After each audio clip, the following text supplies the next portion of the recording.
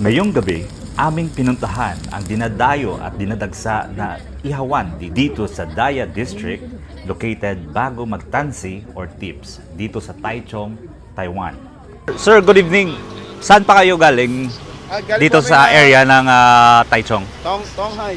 Tonghai. Tonghai University. So, ang mga ihaw nila talaga dito is paborito mo. Isaw. And it's really true. Sobrang sarap at malinamnam ang kanilang tinitindang ihaw. At hindi lang yan, may iba't iba pa silang produkto o tinda na pasok din or patok din sa panlasa ng mga Pinoy. Charcoal fired or the uling ang kanilang gamit. Kaya kuhang-kuha nila ang mga produce ng mga ihawan sa Pinas.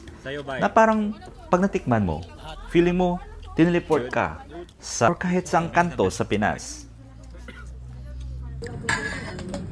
Tapos yun, kaya parang doon ka lang. Ano tinola? O ano?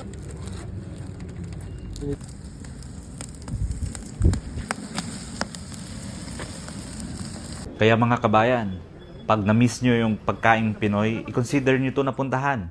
Tere, Ihawan, located sa Daya District at minsan nandun din siya sa Tansi, sa tabi ng Orasan, malapit sa 7-Eleven. I will give you the exact location on the comment section.